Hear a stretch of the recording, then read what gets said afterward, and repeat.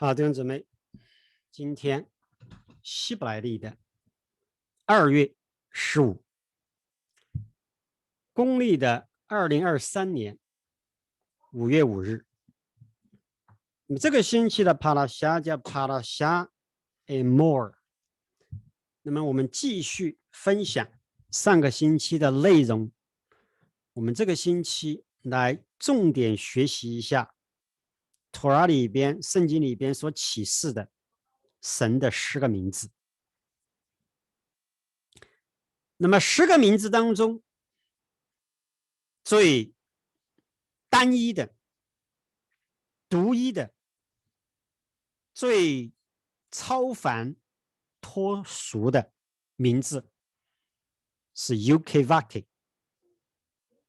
对不对？ Ukvake 它的数值是26。那么这个名字是独一的创造天地以前就存在的名字。其他所有的名字，在托拉里边启示出来的所有的名字，那么说白了都是被造的。那么只有这个名字是永远的，是早于创造，对吧？那所以说这个西马里边说，西马以色列阿多奈呢黑努阿多奈埃哈，对吧？阿多奈埃哈，耶和华是一，它的数值是39，对吧？因为一的数值是13。那么这个 Ukvake 这个名字，它是一的概念在创造天地以前是一，那么创造了以后才有其他的受造之物、受造界以及其他的名字。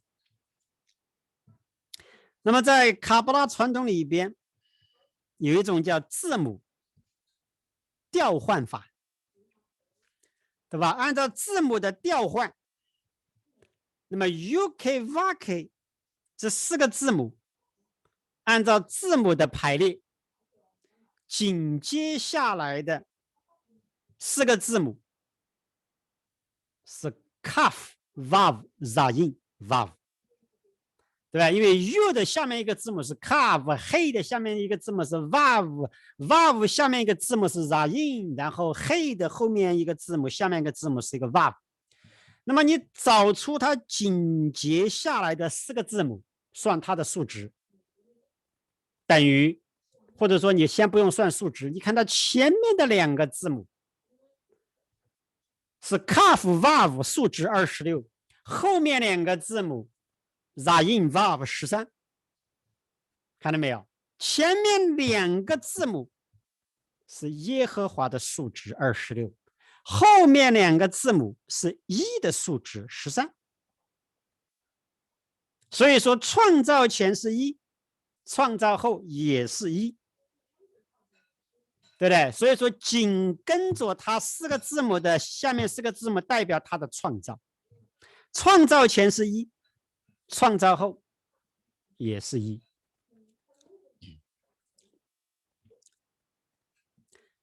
那么 Ukvake 这4个字母，它的意思是存在，哈瓦亚，哈瓦亚存在的意思，对吧？哈瓦亚重新排列组合 Ukvake 代表存在。那么存在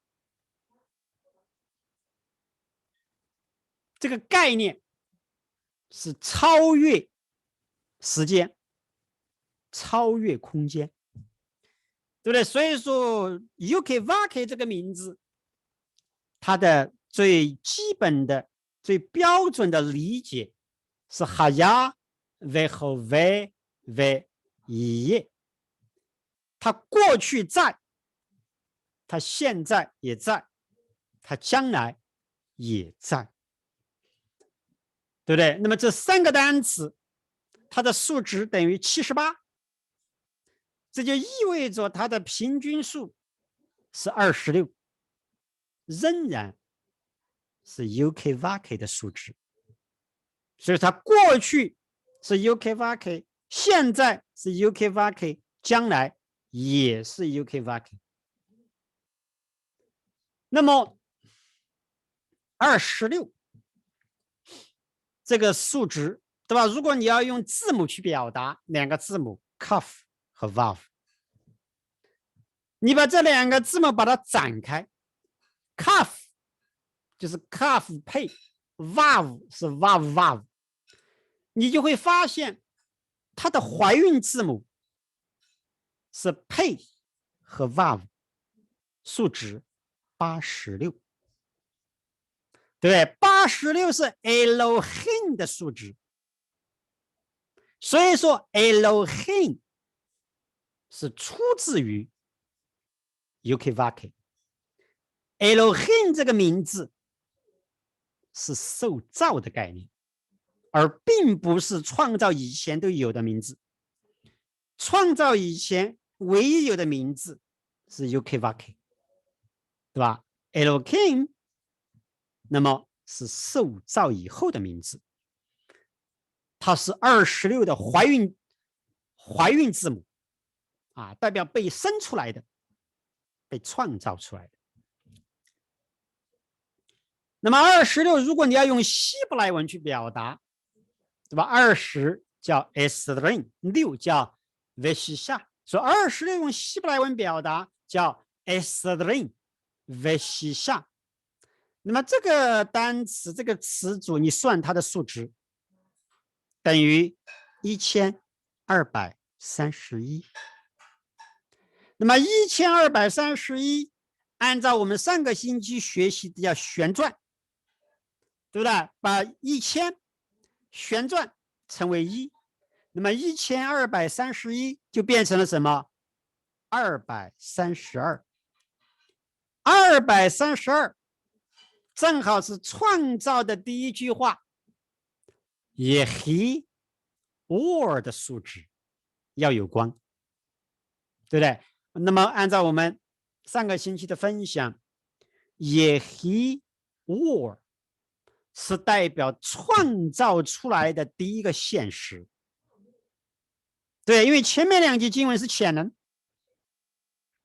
那么第一次从潜能变成现实是第3节经文 Vayomer Elohim Yehi or Vayehi or， 神说要有光，就有了光。Yehi or 等于232，这是创造出来的第一个现实。而且232同时也是 UK-VAK 的4种最基本的展开方式的数值。这个以前给大家分享过很多次了，对吧？ UK-VAK 有4种最基本的展开方式。那么这4种展开方式，它的这个数值等于232，正好是26的数值旋转1次以后的结果。那么接下来我们要给大家分享一个相当重要的概念。那么这个概念你明白了以后，你就可以明白其他圣名的本质。那么卡巴拉传统告诉我们 UK-VAK 它有4种表达方式表述，对吧？那么大家可以看屏幕，第一种表达方式4个字母 UK-VAK， 数值26。那么第一种表达方式代表创造前的存在啊，创造前就有存在，所以说这是4个字母名字 UK-VAK。接下来如果你去掉它的尾字母，就变成了 Yud-K-Vav， 那么数值等于21。那么21 Yud Hey Vav 代表创造的第一步啊，创造的第一步。那么接下来你继续去掉它的尾字母 Vav， 最后剩下2个字母 Yud Hey， 数值15。那么这个 Yud Hey 代表什么？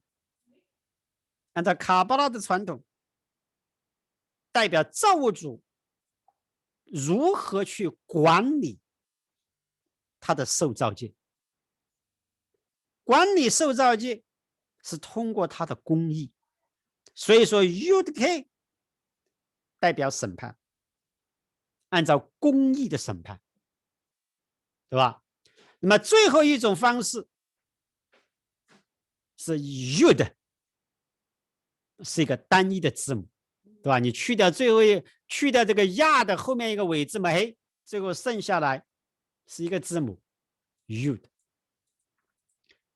那么这4个，那么这个地方列出来的叫4个表述方式，叫 UK-VK 的4种表述方式、表达方式，对不对？它的数值分别是26、21、15和10。那么第一种表述是 UK-VK 它名字的本身，代表创造以前的存在。那么第二种表述就去掉了尾字母黑以后 ，Yud Hey Vav， 它的数值等于21，同另外一个圣名，哎耶，我要的数值21，它也是代表存在，但这个存在是创造第一步的存在，也就是说，代表创造以后的存在，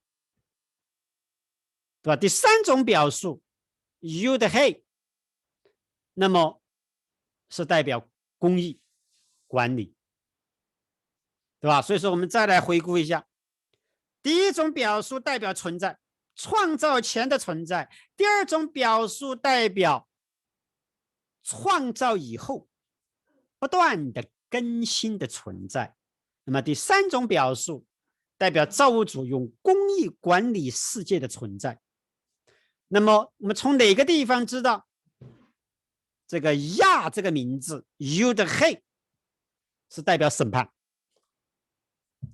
那么是诗篇130篇第3节 In Avonos Tishmar Ya， 如果亚你要考察罪，阿德奈，我的主啊，密亚莫，谁能够站立得住？对吧？那么这个地方，如果你看中文圣经的话呢，没有翻译出来，对吧？因为中文一般这个圣经如果碰到这个 Yud Hey 这个名字，一般它不好翻译，它基本上都没有翻译出来，对吧？有些地方直接把它翻译成耶和华，这是错误的，这不同的名字。那么这个地方查考人的罪孽是哪个名字？是亚啊，是亚。那么这是耶和华的前面的2个名字，或者前面的2个字母，对吧 ？UK-VK 前面的2个字母，那么是亚。那么第4种表述是单一的字母 Yud， 它代表旋转回到第一个字母、第一个名字 Yud-K-VK。那为什么我们说第2种表述 Yud Hey Vav 代表创造不断的更新？那么我们知道，创造是创造天地，创造天地的第一步是时间和空间。那么空间对应创造的数字是哪个数字？是6，对吧？是数字6。为什么？因为6代表空间的6个方向，东西南北上下6个方向。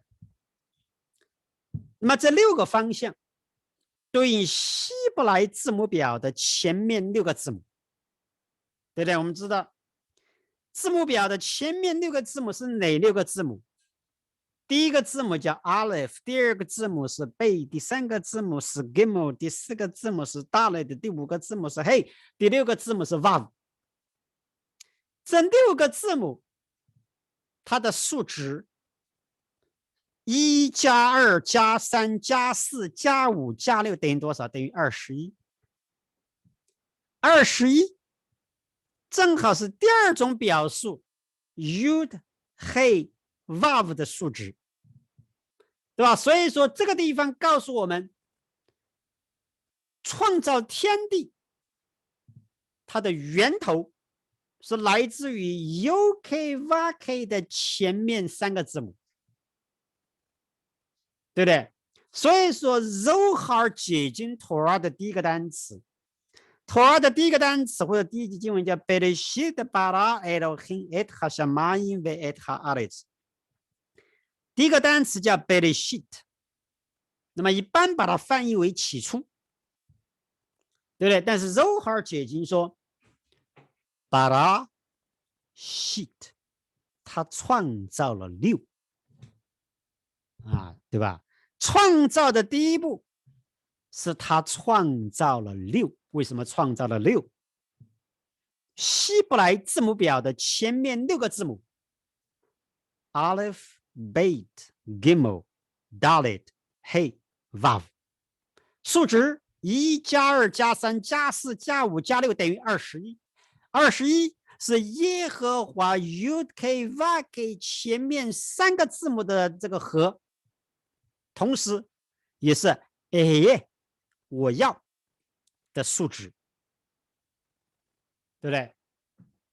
那么第4种表述，或者说将4种表述把它的这个字母把它展开，对不对？像我们大家可以看屏幕，把 UK-VK 把它展开，把 UK-VAV 展开，把 U-K 展开，把 U 的展开，这4种表述把字母展开以后，它正好有26个字母，再次得出 UK-VK 的数值，对吧？那么从这个地方我们知道，所有的圣名里边，单一的名，这个最圣洁的、最超凡脱俗的、最高端的、属于源头的、单一的、独一的名字是 UK-VK， 没有任何一个名字高过这个名字。这个名字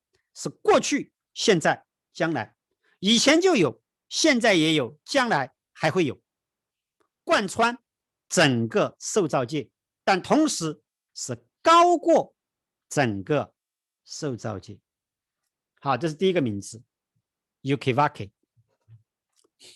第二个名字，或者说从 UK-VK 领出了2个名字，都代表存在，都代表存在。哈瓦雅存在。那么如果最高端的名字是 UK-VK， 那么第一个创造，对不对？是哪个名字？是 A。 A 的意思是我要。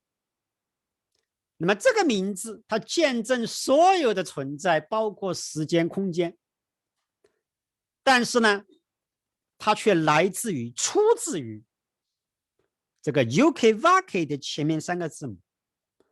因为缺尾字母 Hey， 所以说它并不是一个完全，并不代表完全，它不像 UK-VK 一样是完全的。那么 A 因为它缺了尾字母 Hey， 它并不完全，对吧？所以说 A 是代表它的创造的第一步。创造的第一步。那么这就是为什么所有的名字，所有的圣名，在托拉里边读的时候都可以发音，唯有 Yukvake 它没有发音，也不能发音，对不对？那么在托拉里边读到 Yukvake 总是用 Adonai 去代替，对吧？比方说我们祷告也是一样的，对吧？我们说Baruch atah Adonai， 对吧？我们读到 Yukvake 的名字，我们用哪个发音？用 Adonai， 我的主，对吧？那么其他所有的名字在托拉里边读到的时候，那么都可以发音，对吧？包括 Ehyeh 也是可以发音的 Ehyeh， 那么在托拉里边发音叫 Ehyeh， 它的意思是我要。那么为什么这个 Ehyeh 这个名字代表创造的第一步？那么我们可以因为我们可以从希伯来字母表的前面6个字母找到 Ehyeh， 对吧？怎么找？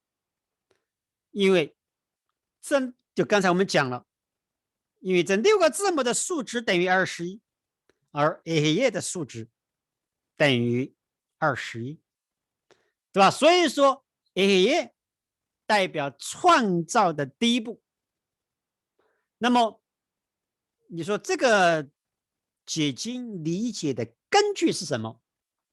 那么根据是箴言里边有一节经文，或者说第8章里边的描述，那么是相当令人费解的。但是你有了这个背景以后，我们今天就可以把这节经文以及与它相关的经文都把它解开。什么经文？箴言第8章第22节有这么一节经文：阿多奈卡纳尼，耶和华拥有了我，对吧？拥有了我 ，Rishi Darko， 在他的道路的起头开始，在他道路的开始，耶和华就占据了我。Kedem mif alav meaz， 从他行动的开始，从他行动的前面，什么意思？那么这个地方前面半节经文 Adonai Kanani Reshit Darko Yukvake 在他道路开始的时候，在他道路开始里边就有了我。什么叫做他道路的开始？那么这是希伯来字母表前面的6个字母，这是他道路的开始。Aleph Bet Gimel Dalet He Vav， 因为这是空间的6个方向，对不对？东南西北上下，这是创造的最初，对吧？你要创造任何一个东西，必须先有一个空间，你没有空间，你就没法创造。因为空间就好像一个器皿一样，你要有空间，你才有存在，对不对？那么前面这6个字母是耶和华道路的开始，耶和华道路的开始就有了我，因为这前面的6个字母的数值等于21，正好等于我要的数值。那么接下来我们再看箴言8章30节 Va etzlo aman， 那个时候我曾经是婴孩，和他在一起，对不对？Va sha 输赢拥有。那么我曾经每天天和天是他的喜乐。那么这个地方经文开篇的3个单词 vaeye et slow 阿蒙，我曾经是婴孩，和他在一起。那么这个地方的我是谁？这第一个单词其实是神的名字，哎，我要。所以说经文可以理解为我要曾经是一个婴孩，和他在一起。他是谁？ Yukivake， 对吧？所以说箴言8章30节挑明了，创造的第一个产物是神的名字，哎，而那个时候，哎，是一个婴孩，阿曼啊，阿曼，我们中文把它翻译成叫公司，对吧？那么这个地方其实是婴孩，阿曼，和他在一起，他是 Yukivake。那么经文接下来说 va 也啊也再次出现，我曾是他日日所爱。同样的道理，那么这个单词哎是神的名字，我要是他的日日所爱。那么为什么这个地方2次出现的哎，它前面都要带一个前缀 vav， 对不对？那么 Torah 是没有多余的字母，每个字母都是用来启示奥秘的。那么这个地方出现 vav 的数值16，是为了告诉我们字母表的前面6个字母是它道路的开端。The Reshit Darko， 同时告诉我们神的名字，哎，我要是他道路的开端，对吧？那么这个 A 也是 UKVK， 也是 UKVK 前面3个字母 Yud Hey Vav 的数值，对不对？那么这个 Yud Hey Vav 这3个字母的第3个字母，或者说最后一个字母是一个 Vav。那么 Vav 代表它的印记，对吧？后上。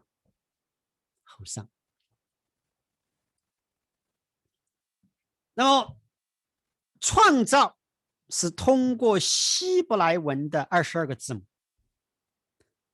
但是 A 它的数值是21，21比22缺了一个字母，缺了一个1，对吧？但是在22个字母里边有5个字母有词尾形式，对吧？这个拉比传统把它称为 Mantzpah， 所以说你把这5个词尾形式算进去，22个字母就变成了27个字母。这就是为什么在圣名 A 前面要加一个 Vav， 因为 Vav 的数值是6， 21加上6等于多少？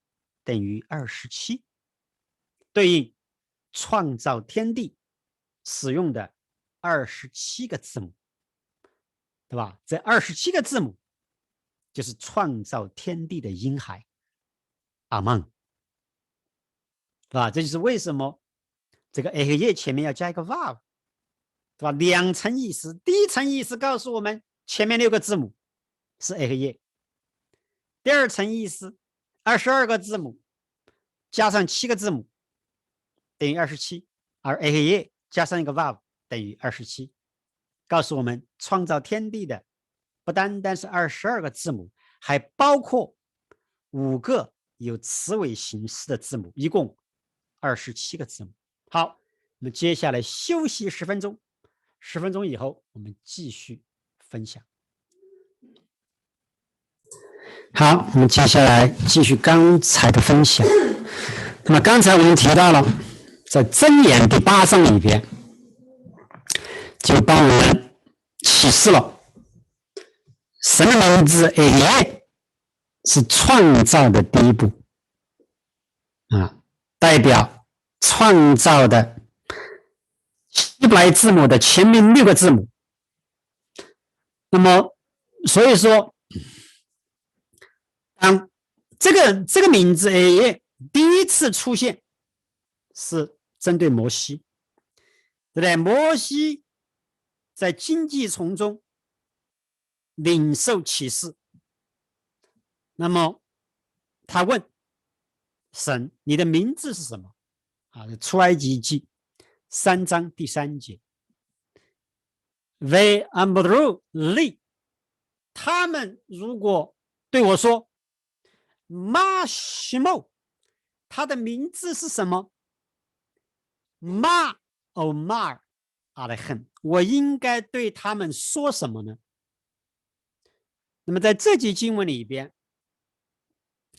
如果你把这个焦点放在其中的4个单词，你 ma shimo ma， 你对我 ma 什么 shimo 他的名字 ma 什么。那么这4个单词，它的尾字母拼出 UK-VAK 的名字，看到没有？第一个单词的尾字母是 U 的，第2个单词的尾字母是 Hey， 第3个单词的尾字母是 VAV， 第4个单词的尾字母是 Hey， 正好拼出 UK-VAK。而它的首字母 Lamed、Mem、Shin、Mem， 它的数值等于410， 410是 Soid Shin 的数值，名字的奥秘。所以说这句话的首尾字母连起来是什么意思？ Soid Shin UK-VAK， 名字的奥秘是 UK-VAK， 或者说 UK-VAK 是名字的奥秘 Soid Shin。 那么这4个单词，因为有3个单词都是2个字母，所以说没有中间字母，只有第3个单词有3个字母，它的中间字母是一个 mem。 你把这个 mem 加进去以后，就变成了 Sodem Shem Adonai UK-VAK， 他们的名字的奥秘是 UK-VAK， 对吧？因为你把这个 mem 放在这个 so 的后面，就变成了他们的奥秘。他们名字的奥秘是 UK-VAK， 意思就是说，这2个名字 UK-VAK 和 Ehyeh， 他的名字，这2个名字的奥秘都是 UK-VAK。 好，我们刚才给大家讲了，从 UK-VAK 领出来2个名字都代表存在。我们刚刚给大家分享了 Ehyeh， 它还有一个名字也是从 UK-VAK 领出来的，叫什么？叫亚。亚的数值等于15，对吧？ U 的 K， U 的 He， U 的是10， He 是5，加在一起15。那么 U 的 He 这个名字是从这个15是从21领出来的，对吧？因为你这个21的尾字母是 VAV， 你去掉 VAV 就剩下一个亚15。那么这个名字代表造物主治理管理受造界的公义，对吧？所以说这3个名字都代表存在。 UK-VAK 代表自由拥有存在，Ehyeh 代表创造后的存在，而亚代表治理、管理、存在。那么创造的第一步，我们给大家分享了很多次，是创世纪的第1章第3节。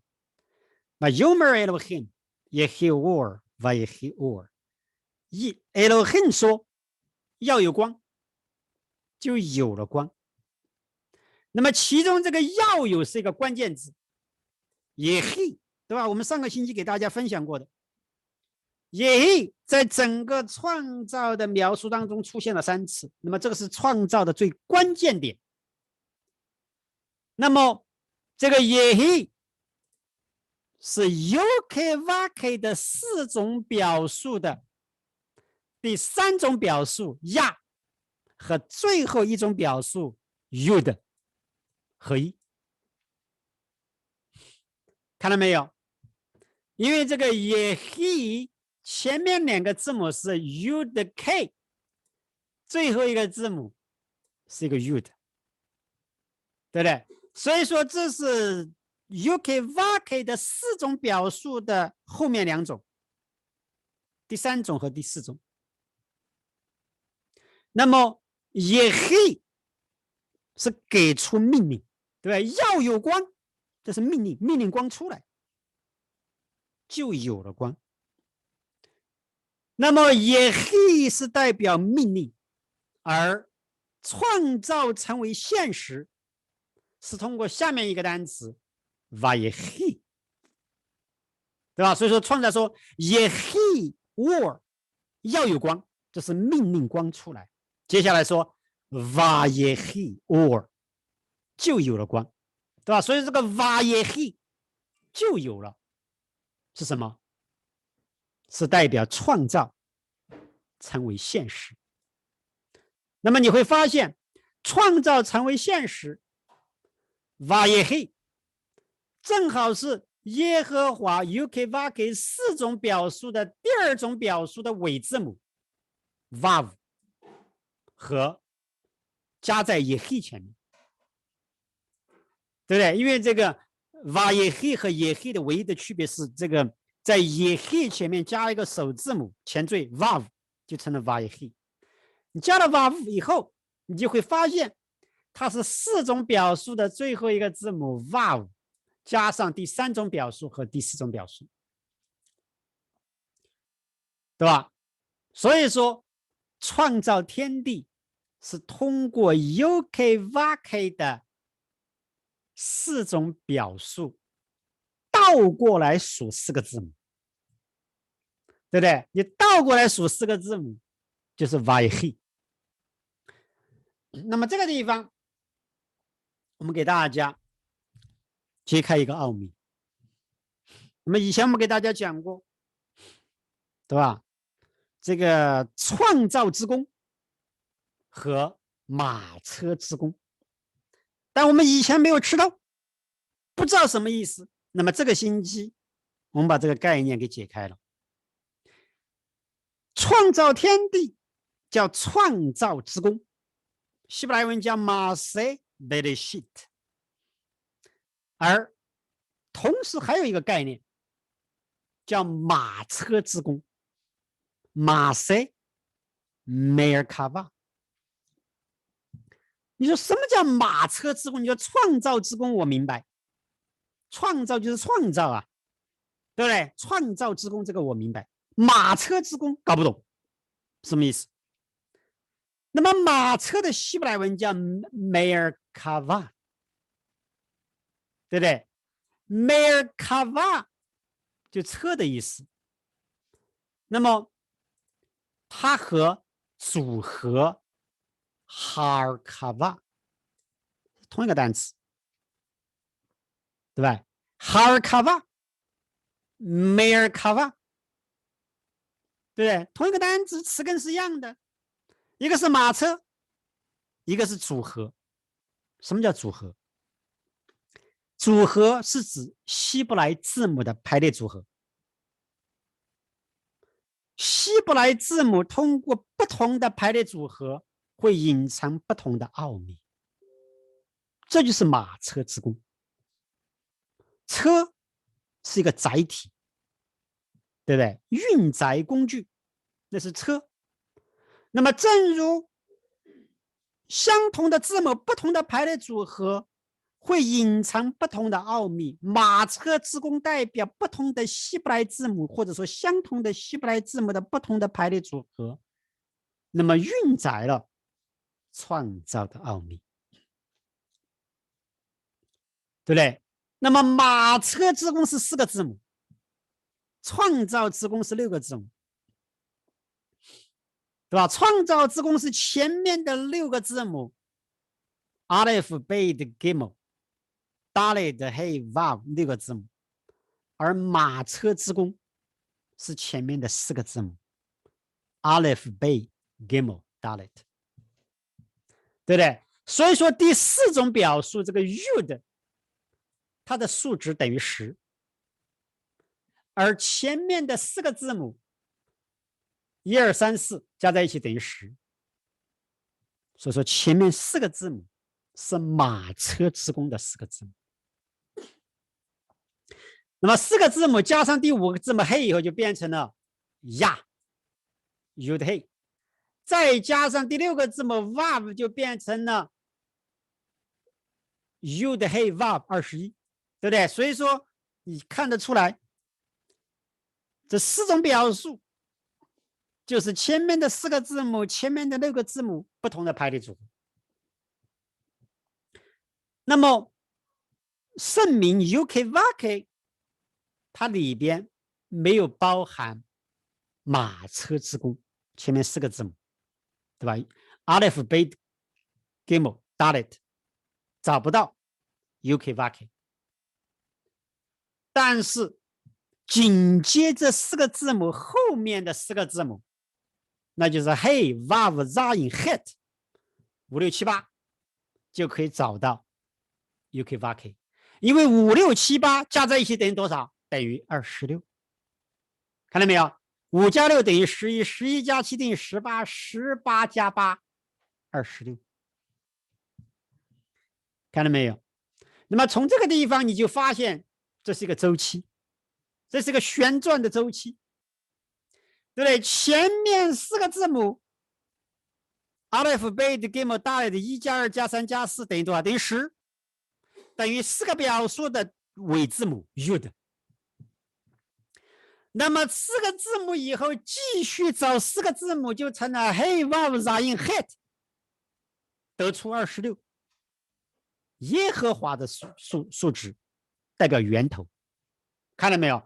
到了尾巴 Yud 直接回到源头 Ukvake， 对吧？所以说这是一个相当奇妙的设计。那么这个亚 Yud K 你会发现它是独一的名字 Ukvake 的前面2个字母，它也是圣名 A 的后面2个字母，同时也是 Elohim 中间的2个字母。看到没有？这个亚这2个字母分别出现在3个名字里边 ，Ukvake、A 和 Elohim。那么如果你考察这个 Yud Hey， 它在字母表里边的下面2个字母，对吧 ？Yud 的下面是什么？是 Kaf。Hey 的下面什么？是 Vav。Kaf 加 Vav 等于多少？等于26，对不对？而你把它展开 ，Yud 是 Yud Vav Dalet，Hey 是 Hey Aleph， 它的数值也是26。什么意思 ？Ukvake 的一半是 Yud K， 而 Yud K 接下来的字母的数值等于26，展开的数值也是26。什么意思 ？Ukvake 的一半，它同时也是 Ukvake， 对吧？同样的道理，第2种表述就是 A 的表述，叫 Yud Hey Vav， 你把它展开以后等于39，39是 Adonai Echad， 耶和华是一的数值，对吧？意思就是说，不管这个字母怎么样排列组合，它最后都会回到源头 Yud-Kei-Vav-Kei。好，那么我们学习了3个名字，接下来第4个名字是 Elohim。Elohim 的数值等于86。那么 Ehyeh 代表创造的第一步，前面6个字母 Elohim 就代表创造接下来的字母的排列组合。所以说 Ehyeh 代表根基，而 Elohim 代表在根基上面的建造的结构和框架。Ehyeh 代表创新，对吧？无中生有。Elohim 代表运动和行动。所以说，我们上个星期给大家分享过 ，Elohim 可以重新排列组合成为 Ehyeh 冒我要说。但同时，对吧？如果我要说的话呢，那对应是 Ehyeh 我要这个名字。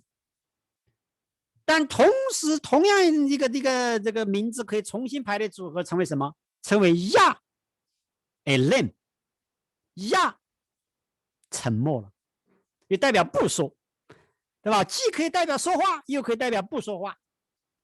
那么亚 Elam， 亚沉默了，对应的什么？对应的是亚 Yud-Kei， 对吧？所以说 Elohim 它不同的排列组合，既可以代表 Ehyeh， 又可以代表亚。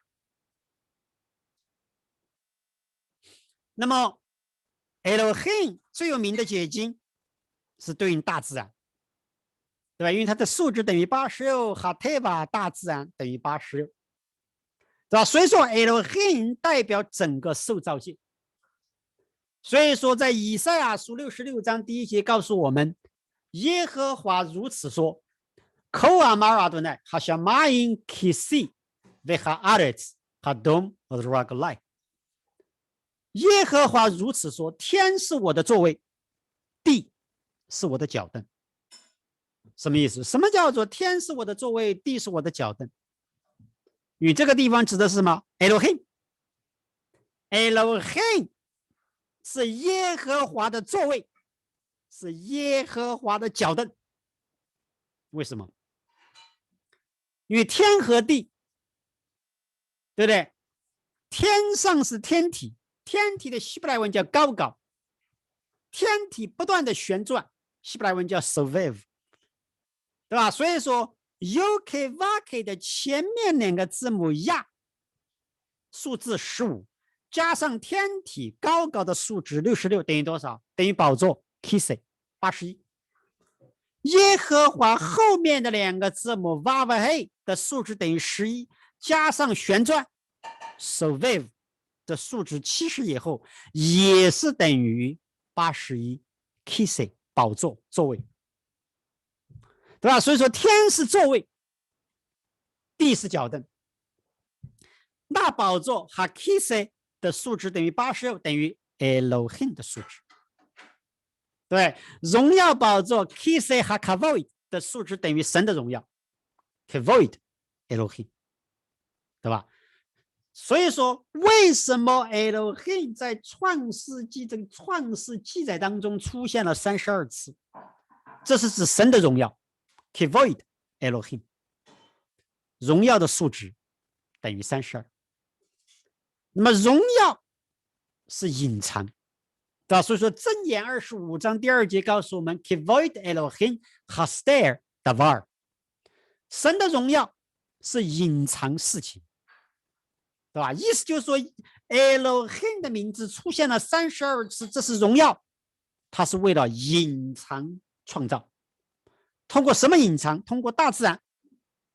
所以说大自然，你看到了大自然，你就看不见神，因为大自然哈特巴的数值等于86，同时也是那宝座哈 Kisei 的数值。耶和华的宝座就是 Elohim。那么，当天地创造完毕以后，创世纪2章第1节告诉我们，Vayehulu hashamayim v'ha'aretz v'chotzev am，天地都造齐了。那么第一个单词 Vayehulu 都完成了。那么这个单词的数值等于72，正好是 UK、VK 4种表述的数值之和，对吧？第一种表述26，第二种表述21，第三种表述15，第四种表述10，加在一起等于72，对不对？分别代表存在、创造、治理、开始，对吧？所以说，创造是通过 UK、VK 的4种表述完成。好，那么接下来我们学习另外一个名字，叫 Eloha。那么 Eloha 这个名字，它的本质是 Elohim 的前面2个字母 L 和 UK-VK 的后面2个字母 Vav-He 的合一，对吧？因为你看这个名字 Eloha 前面2个字母不是 L 吗？ Aleph、Lamed， 对不对？那是 Elohim 的2个首字母，它后面2个字母是 Vav-He， 那是 UK-VK 的后面2个字母。那么 UK-VK 的前面2个字母 U、K 代表将组合的字母领入现实，这是行动的概念。行动的希伯来文叫 Peulah。那么行动代表什么？创造之功啊，创造之功，行动。而 UK-VK 的后面2个字母 Vav-He 是代表字母的不同的排列组合。字母的排列组合是运动的概念，希伯来文叫 Tenuah。那么运动就是排列组合，排列组合就是马车之功，看到没有？对吧？所以说 UK-VK 的前面2个字母是创造之功， UK-VK 的后面2个字母是马车之功。那么这2个概念，一个是行动，一个是运动，对不对？ UK-VK 的这个前面部分后面部分，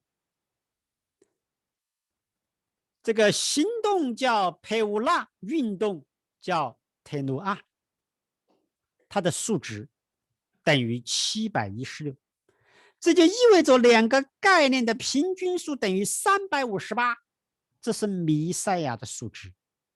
什么意思？创造之功和马车之功，它都是通过弥赛亚，而它的源头是 UK-VK， 对不对？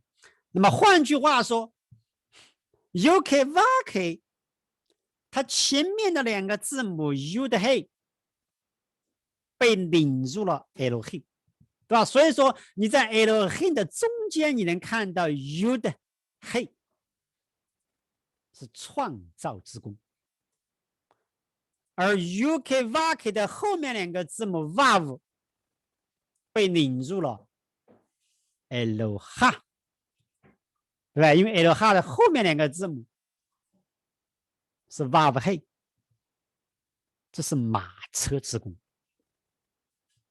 好，这个 Eloha 这个名字我们学完了，那么接下来我们学习下一个名字叫 El， 对吧？或者说发音叫 Kel， 对吧？作为尊重，发音叫 Kel， 如果在读 Torah 就叫 El。那么这个名字的数值等于31。那么这个名字来自于哪里？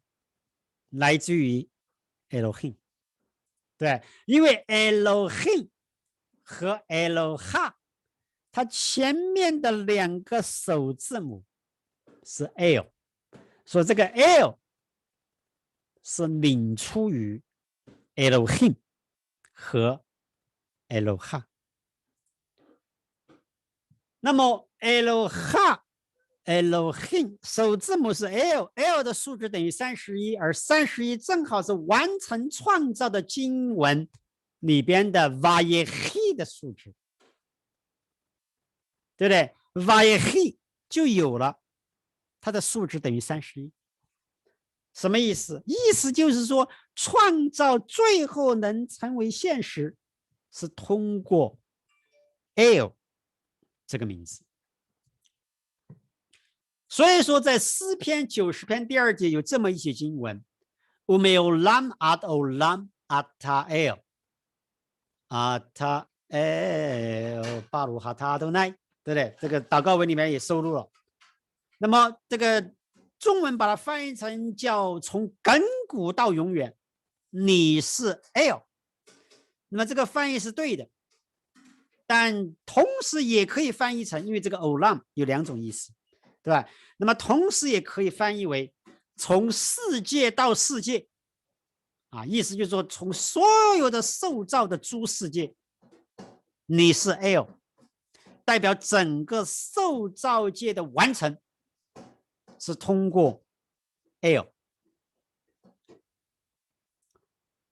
那么所以说在民数记23章23节里面有这么一节经文 Ka'et Ye'amer le Yaakov le Israel Ma Pa'al El， 现在必有人论及雅各和以色列说 El 行了什么事情， El 行了什么， Ma Pa'al El， 那么 L 行了什么？这个地方的动词是 Pa'al， Pa'al 行，同行动 Peula， 对不对？刚才我们讲了行动和运动 Peula Tenua， 那么这个地方的行就是行动 Peula， 对吧？行动代表创造，对不对？因为 Vayehi 就有了是4种表述的最后4个字母，对不对？你倒过来数4个字母就是 Vayehi， 所以说 L 代表创造的结束。第2种理解，那就是 Yukvake 它的数值等于26，而这个名字包含了4个字母，而4个字母为1。所以说26加4等于30， 30加1等于31，那么得出 L 的数值代表创造界也是1。好，那么接下来我们学习另外一个名字叫阿多奈，阿多奈的数值等于65。那么阿多奈的本质是什么？这个名字的本质是黑好神的殿，对吧？神的殿，殿的希伯来文叫黑好，对吧？因为阿多奈的数值等于65，黑好的数值也是65。那么正如 Yukvake 和他居住的殿是1，所以说 Yukvake 的数值26加上 Adonai Echad 耶和华是1的数值39等于多少？等于65，正好等于殿的数值黑好，同时也是 Adonai 的数值，对吧？所以说 Adonai 是它的本质是耶和华的殿。那么正如 Yukvake 他居住在殿里，所以说在阅读 Torah 的时候，每当碰到 ukvk， 它总是通过 Adonai 来发音，对不对？那么这是个拉丁传统。一方面，因为没有人知道 ukvk 应该怎么样发音。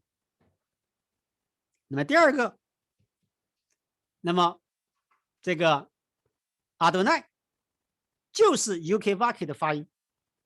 那么这个传统的依据是什么？是下面的经文，在阿摩斯6章第10节里边有这么一节经文。瓦马尔哈斯，他说不要发声，哈斯沉默，不要发声。Kilo de Hazkir Beshim Adonai， 因为不要提及 ukvk 的名字，看到没有？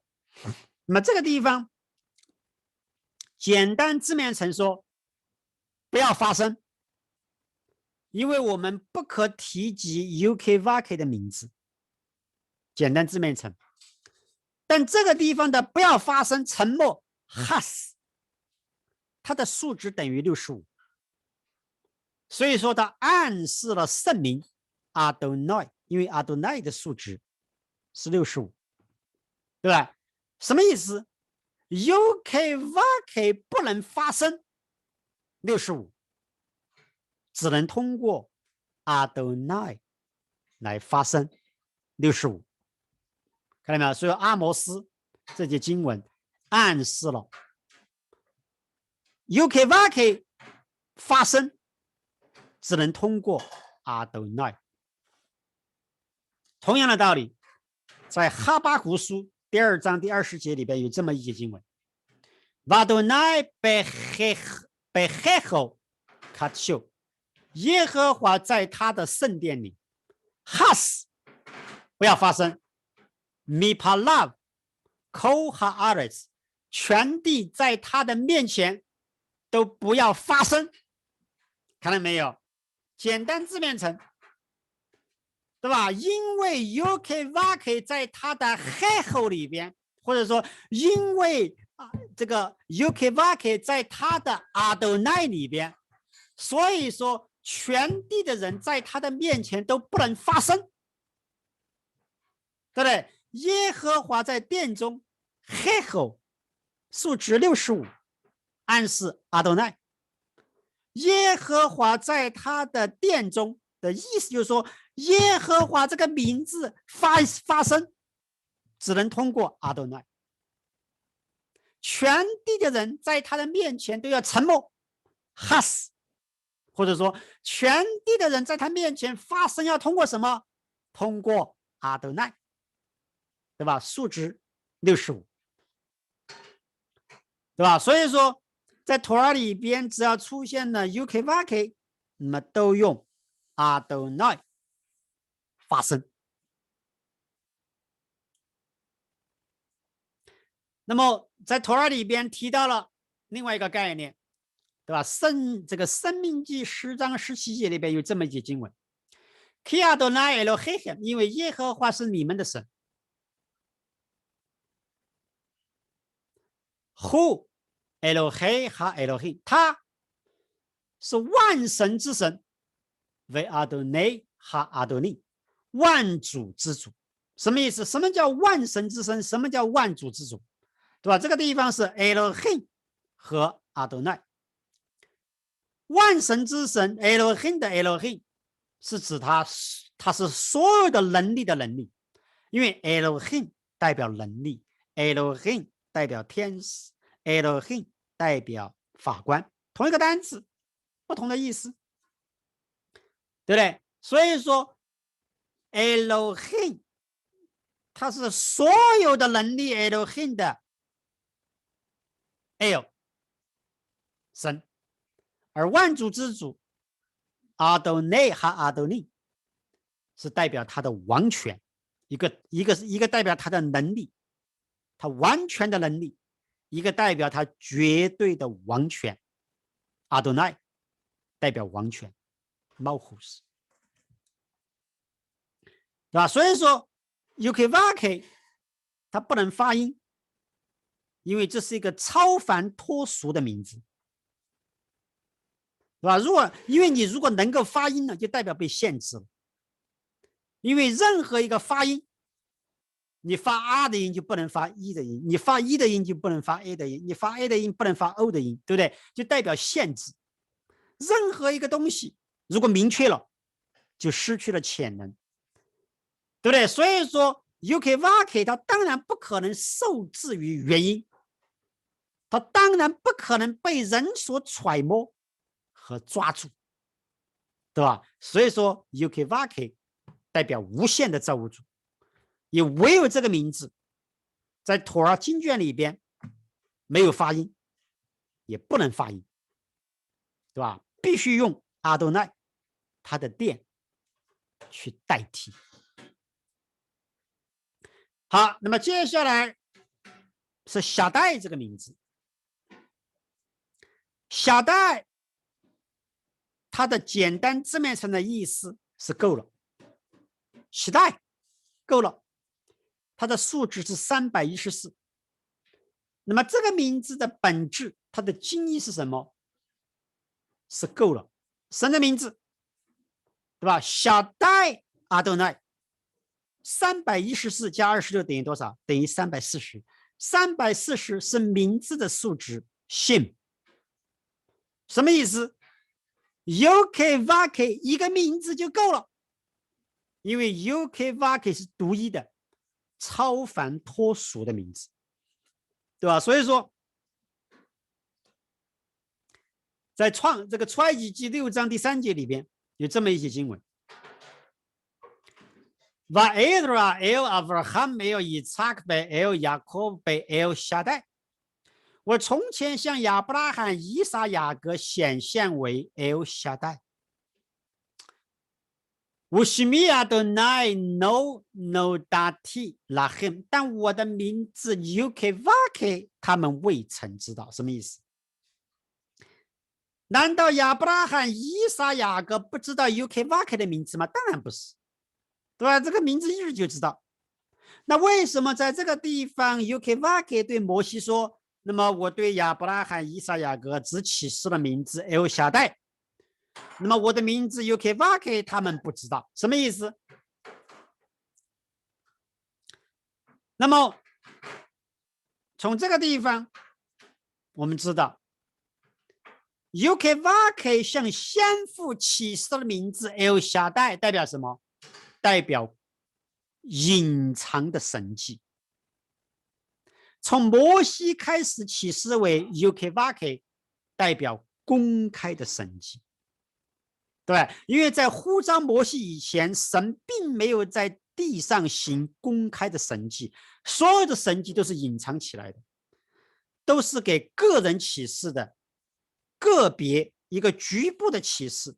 但唯有在出埃及，那么埃及的十灾，红海分开，对不对？那么这些神迹是公开的，针对所有的人启示的神迹，让所有的人都看见，对吧？所以说这是代表神迹。针对先父，那么造物主行的是隐藏的神迹。那么从摩西开始，针对摩西，他行的神迹是公开的神迹，对吧？所以说 El Shaddai 它的数值等于345，等于摩西的数值。摩西，因为在摩西以前没有公开的神迹，那么自从有了摩西以后，才领出公开的神迹。那么在摩西以后，公开的神迹也是很少，对吧？所以说 El Shaddai 这个名字主要出现在这个3位先父的年代，以及这个妥拉以后。那么在摩西经历的这么几十年当中，这个名字几乎没有出现。那么这个名字出现最多的是约伯记，对吧？约伯记里边出现了大量的 El Shaddai， 那么这是因为约伯记的启示是早于出埃及记啊，也就是说在出埃及以前领受的启示，约伯记。好，我们最后分享神的圣名 Tsevaot， Tsevaot 数值499。Tsevaot 它的意思是很多，众、群，对不对？那么中文的话呢，把它翻译成万军。那么比方说诗篇84篇第12节 Adonai Tsevaot Ashrei Adam Boteach Bach， 万军的耶和华，依靠你的人便为有福，对不对？那么什么意思？那么这个名字的本质可以把它拆开，万军 Tsevaos 可以把它拆成 Tsevaos， 对吧？是什么？是字母，字母的万军。因为创造是通过希伯来字母，那么希伯来字母是造物主创造使用的万军，对吧？所以说上面这个经文的最后2个单词 Botea 和 Bach 依靠你，其中最后一个单词 Bach 在你的里面的数值等于22，暗示希伯来文的22个字母。那么万军 Tsevaot 是代表所有的受造界，受造界的全部。那么具体是3层的创造，对不对？我们以前给大家分享过，第一层是智力、形状，有形状；第二层是形状和材料，这是天体；第3层是形状、材料和组合，这是地上的万物。那么这就是下面经文的意思，以赛亚书6章第3节 Kadosh Kadosh Kadosh Adonai Tsevaot， 圣哉圣哉圣哉，万军之耶和华。什么意思？为什么这个地方圣哉要出现3次？那么第一个圣哉对应的是形状层天使，第二个圣哉对应的是形状和材料层天体，第3个圣哉对应的是形状、材料和组合，对应的是地上的万物。那么 Tsevaot 这个名字在托拉里边没有出现一次都没有出现，它只出现在后来的书里边，对吧？比方说先知书和诗篇书。为什么？这个名字 Tsevaot 和 El Shaddai 是反过来的。El Shaddai 是先于摩西，在摩西来之前，启示的名字叫 El Shaddai， 而 Tsevaot 是晚于摩西，在摩西之后，摩西来了以后，托拉写完了以后，才出现 Tsevaot， 对吧？什么意思？ El Shaddai 针对的是父亲，对不对？那么这个 El Shaddai 的另外一个奥秘是生养众多，针对的是父亲，而 Tsevaot 万军针对的是儿子，对吧？所以说为什么在出埃及的时候，出埃及记12章41节称出埃及的以色列人为 Tsevaot Adonai， 耶和华的万军，对不对？所以说耶和华的万军是指以色列人，耶和华的万军 Tsevaot 它的数值等于525，正好等于 Zedra Avraham 亚伯拉罕的种子，或者说亚伯拉罕的后裔的数值，所以说代表的是儿子的概念。好，最后我们给大家分享了10个名字，对不对？我们快速回顾一下。第一个名字是创造前就有的名字，自由拥有的名字，是 ukvk。接下来是创造的2个步骤，首先是 a 我要，接下来是呀，对吧？代表创造的第一步和创新和管理治理创造界，这是3个名字，3个名字都代表有存在。那么接下来是 L， 对不对？这是第4个名字。第5个名字是 Elohim， 第7个名字是 Eloha， 第8个名字 Adonai Tzivaot， 第9个名字 Elohim Tzivaot。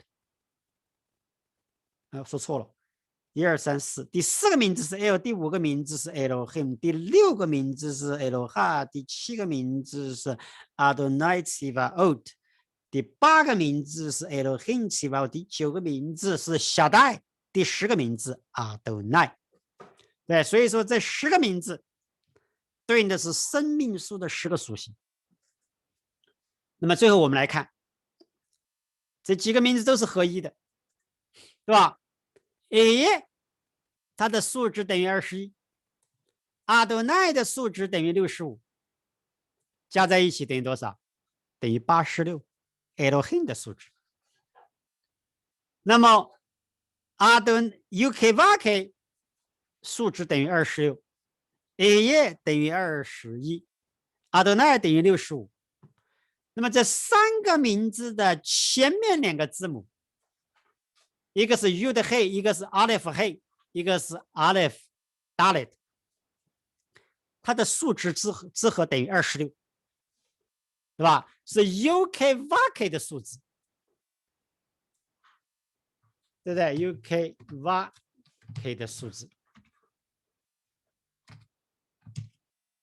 那么同样3个名字，它的尾字母后面2个字母，一个是 vav he， 一个是 yud he， 一个是nun yud。这3个尾字母的数值等于多少？等于86。这同时又是 Elohim 的数值，对吧？所以说，所有的名字，神的所有的名字，它最后都归一，最后都归到 ukvk。因为 ukvk 是源头，同时也是最后的归宿，因为它的名字是1，对吧？希伯来文叫 shmo echad。好，这就是我们今天给大家分享的圣名。那么接下来我们休息10分钟，给大家最后自由提问。好，大家休息好了，接下来我们给大家来回答问题。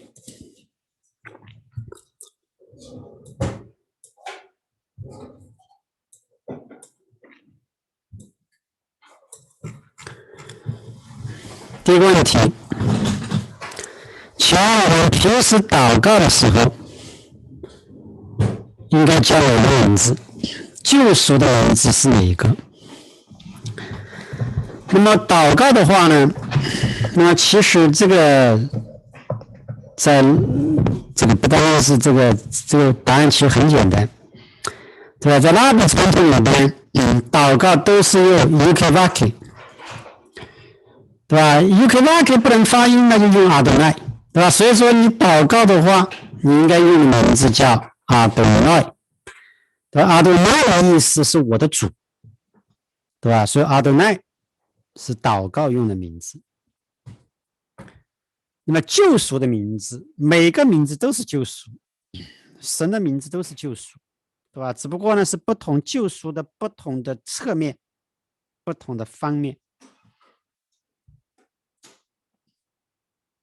下面一个名字，那么在撒迦利亚书里边，对吧？有一个这个阿多奈哈乌西莫埃哈，对吧？巴永哈呼阿多奈耶阿多奈耶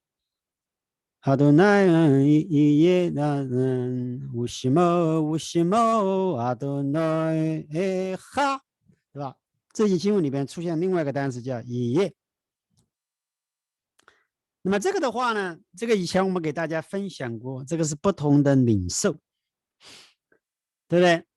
那么10个圣名里边没有以业，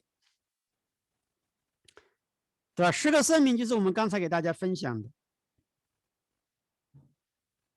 但是呢，将这个撒加利亚的这个以业，把它领受为圣名，这是阿瑞绕的一个结晶，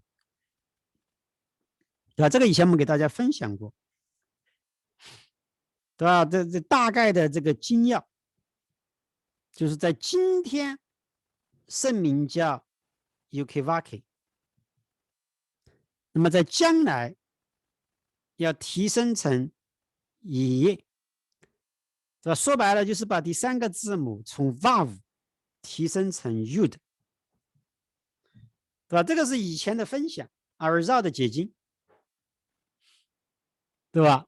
那么这个名字它并不是挑明的名字，因为以业这个单词在圣经里边大量出现，它并不是一个名字，对吧？以业是他将来的意思，他将来要，他将来是的意思，对吧？以业嘛，对吧？但是阿瑞绕把它解释为圣名，那么这是一个另外一个更深层的这个解经了，那么不属于我们今天分享的这10个圣名的范畴，对吧？因为这个名字，因为这个以业在圣经里边，它并不是一个神的名字，而我们刚才讲到的10个名字，是的确在圣经里边被称为神的名字。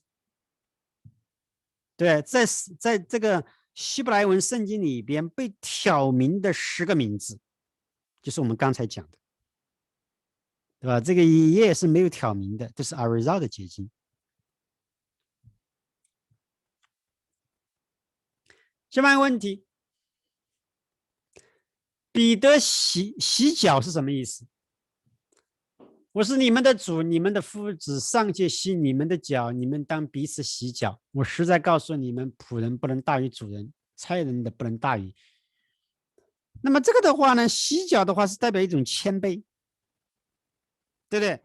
那再来说，你不可能让你的拉比、你的老师帮你洗脚，那开玩笑了，倒过来了，对吧？应该门徒给这个拉比洗脚，对吧？那么但在耶稣的案例当中，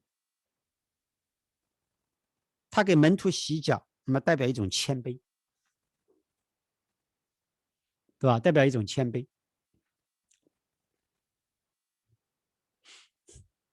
下面问题 ，El 阿洞这个名字的属性是什么？那么这个 El 阿洞的话呢 ，El 对吧？这是我们刚才讲的神的名字10个名字之一。阿洞对吧？阿洞的话呢，它并不是神的名字，对吧？阿洞的意思是主的意思，但是呢，如果你把阿洞后面加一个尾字母 Yud， 就变成了阿多奈，我的主，那么就成了神的名字，对不对？所以说 El 我们刚才已经讲了，但是阿洞它并不是神的名字，主并不是神的名字，但我的主阿多奈，那么就是神的名字。那么刚才已经讲了，阿多奈的本质是神的殿，耶和华的殿。下面一个问题，创世纪1章26节，为什么要照我们的形象，照我们的样式造人？为什么要用我们？原文是这样的吗？那当然是这样的，对吧？那谁让我们创造？那谁，对吧？按照我们的形象，对吧？这叫做被称美努，我们的样式，对吧？德姆塞努，对吧？原文是复数，对的。为什么？对吧？为什么要用复数？为什么要用我们？那这个以前我们分享过很多次了，很多种原因。第一种是造物主和天使在说话，对不对？照着我们的形象，我们是造物主和天使，指我们是第一种解经。第二种，我们照着我们的形象，我们的样式，那么是神的一种谦卑，对不对？这个英文叫 royal title， 这中文不知道怎么翻译，对吧？皇家称呼是一种谦卑，对吧？其实这个在我们平时说话也会用到。如果你说什么事情都是我要怎么样，我要怎么样，对吧？别人听起来觉得你这个人太自我了。但如果你把我变成我们，就包含所有的人，给人一种谦卑的感觉，对吧？比方说，你会说话，为了我的怎么样怎么样，你们要怎么样怎么样，太自我了。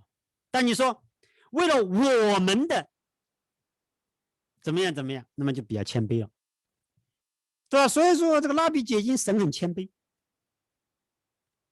对，照理说，所有的其他都是不存在的，对吧？因为神是独有，造物主是独有的，他不需要受造界。对，因为如果他需要受造界，就代表他不完全，因为他是完全的，他不缺乏。所有的受造之物，对不对？都是因为他，但他却谦卑，对不对？他不说按照我的形象，他说按照我们的形象，代表谦卑。这第二种解经。第三种解经，这拉比的解经也是拉比的解经。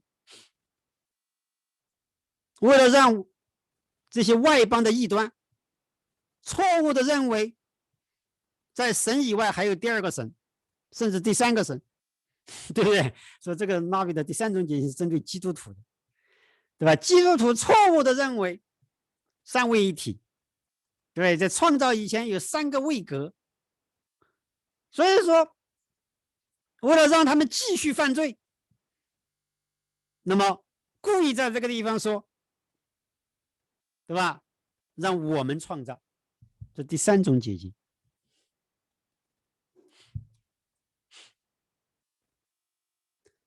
下面问题，这两节经文表面矛盾，里边有什么内在联系？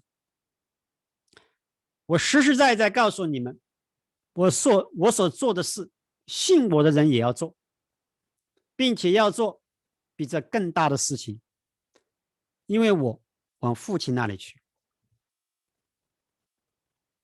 13章16节，我实实在在告诉你们，仆人不能大过主人，差人的不能大过差他的。那么这个的话，其实表面没有矛盾，对不对？没有矛盾。这个概念，这个圣经里面大量出现啊，这种概念是大量出现的。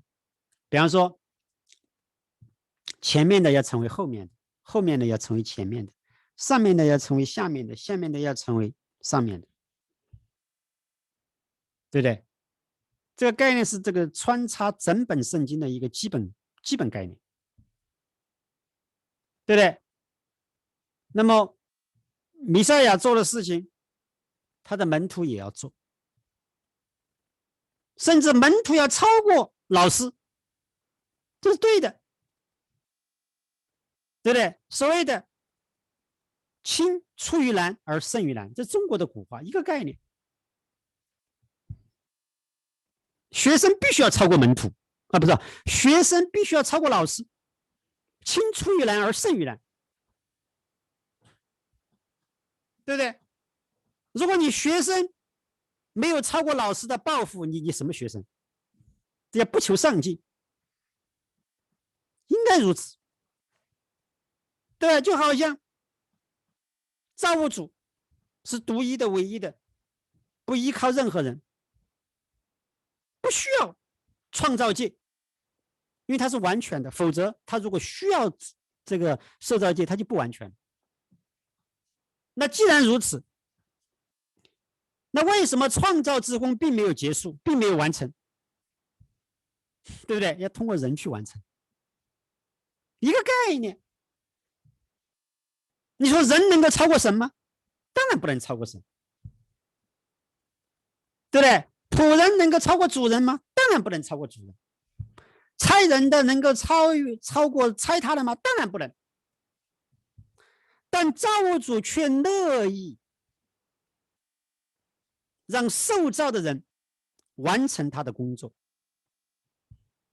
甚至乐意让这个人超过自己，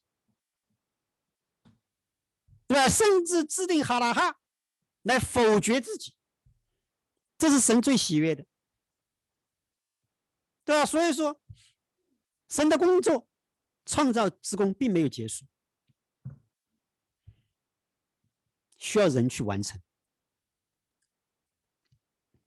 对吧？所以说，这个最有名的一节经文，以赛亚书，很多人不敢读，对不对？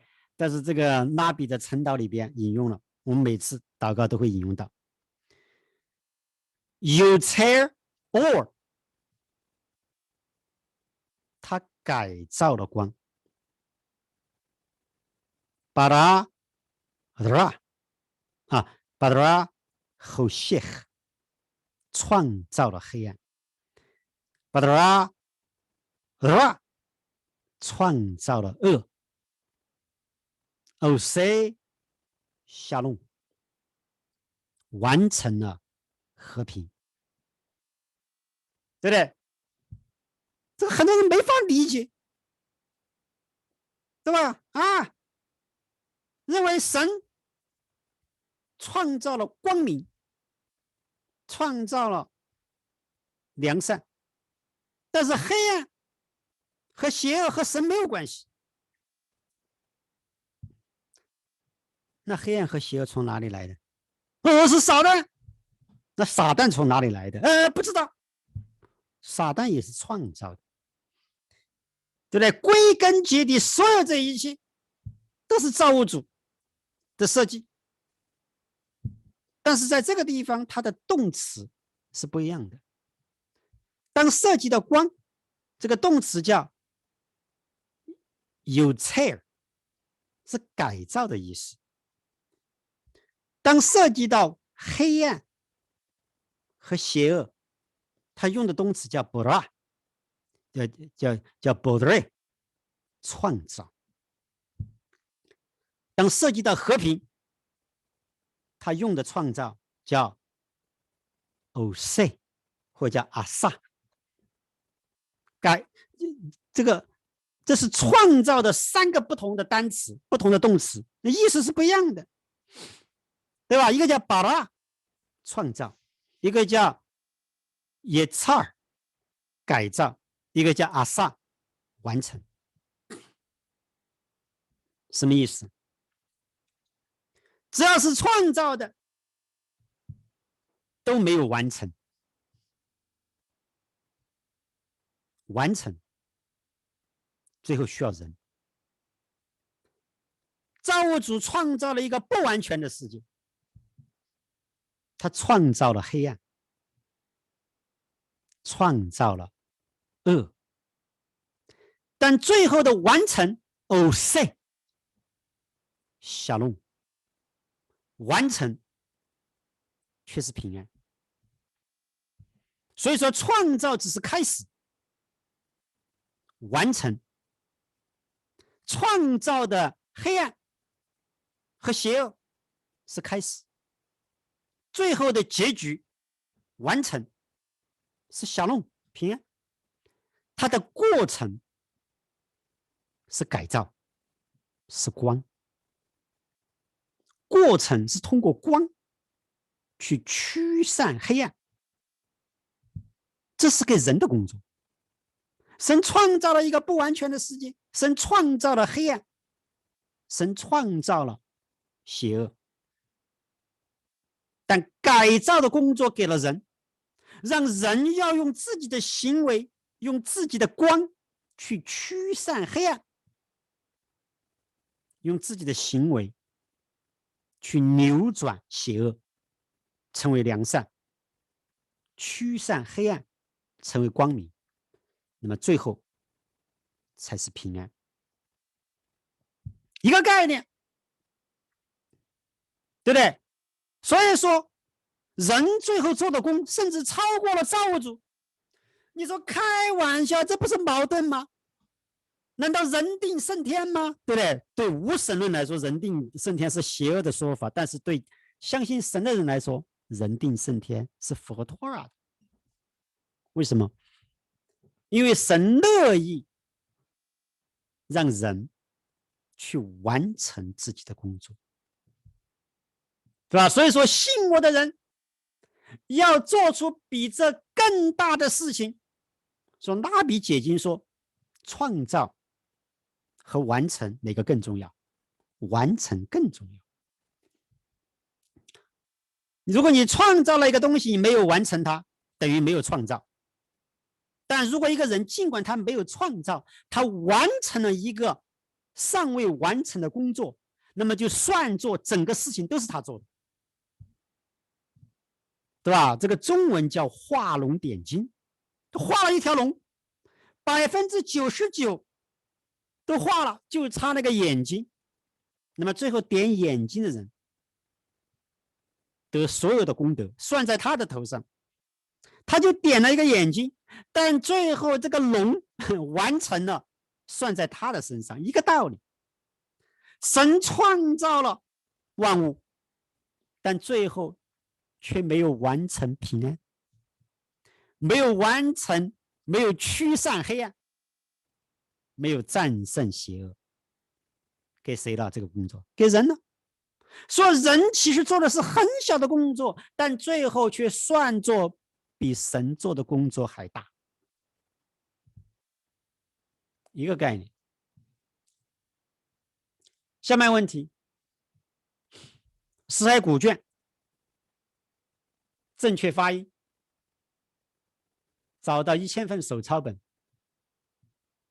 那么这个是完全错误的，对不对？任何一个人四处去发音都是异端。为什么？因为你将一个创造天地的神渺小化了。创造天地的造物主是无限的，无限的就意味着你不可能发音。如果你能够发音了，你将它渺小化了，成为了一个偶像，所以说是个异端。对，所以说任何一个学者，我管你是学者还是什么文人，对不对？你任何一个人说你知道怎么样发音，你是个异端，因为你将造物主的名字渺小化了。下面一个文字，下面一个问题，按照世俗为长辈办理葬礼可以吗？当然可以了，对吧？因为这是个哈拉哈的范畴，对吧？入乡从俗，你当地的风俗怎么样，你就怎么样做，只要是里边不涉及拜偶像就可以，把任何拜偶像的成分把它剔除出去，那么入乡从俗是对的，是符合妥拉的。下面问题，但以理书里边提到这个哈拉尼亚、米沙利、亚萨利亚两个人为什么总是这个顺序？不知道。下面一个问题，创造的3个母亲字母是不是对应圣父、圣子、圣父、圣灵、圣子，对吧？3个母亲字母是哪3个母亲字母 ？Aleph、Mem 和信。Aleph 代表的是气，或者说灵。Mem 代表的是水，信代表的是火。水火不相容，协调的是中间的气，对吧？这是三个字母，三个母亲字母。圣父、圣子、圣灵，你怎么对应啊？你说父亲是火，那儿子呢？儿子是水，水火不相容啊，对不对？父亲和儿子闹矛盾，说不通啊，对吧？母亲在中间调和，说不通，对吧？尽管在人世间的确是这样的，父亲和儿子一般闹矛盾，对不对？水火不相容，中间调和的是母亲，这个是对的。但你去对应圣父、圣子、圣灵，好像对不上号，对不对？这个儿子是顺服父亲的，怎么可能和他闹矛盾，对不对？所以说这个说不通。下面问题，请问古希伯来语和现在发音一样吗？如果不一样，效果会有影响？当然是一样的，这传下来的，对不对？这传下来一代的，所以说叫口授妥啊。这个犹太人是活化石，把它传下来，神的设计。对，如果没有犹太人的话，这一切都失传了。犹太人是神保守下来的活化石，对吧？将这些东西一代一代的传下来，从亚当夏娃那个时代，怎么个发音就一直传下来了。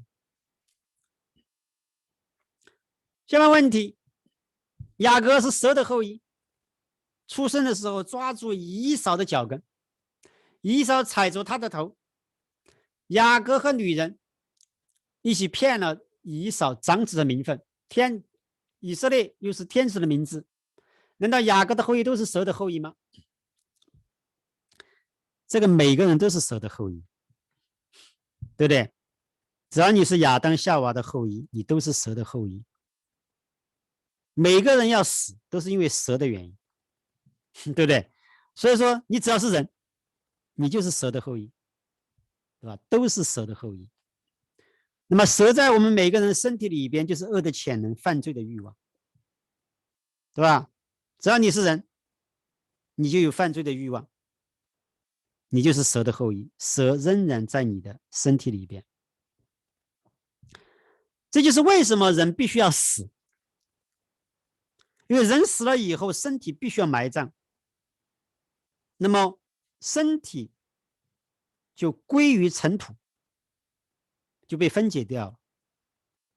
因为这个身体是蛇的居所，对不对？当身体被分解了，那么这个蛇撒旦就失去了居所。这就是人为什么要死，每个人都要死，对吧？如果你说你不是蛇的后裔，只有一个证据，你不死。如果你不死的话，你就不是蛇的后裔。为什么？你不用死了，你的身体里面没有蛇。下面一个问题，我们祷告的时候常常向耶稣祷告，很少向耶和华祷告。祷告的时候需要向父子圣灵祷告吗？那么其实这个说白了，阿多奈，对不对？我的主其实就是对应耶稣。我的主阿多奈65，对不对？加上这个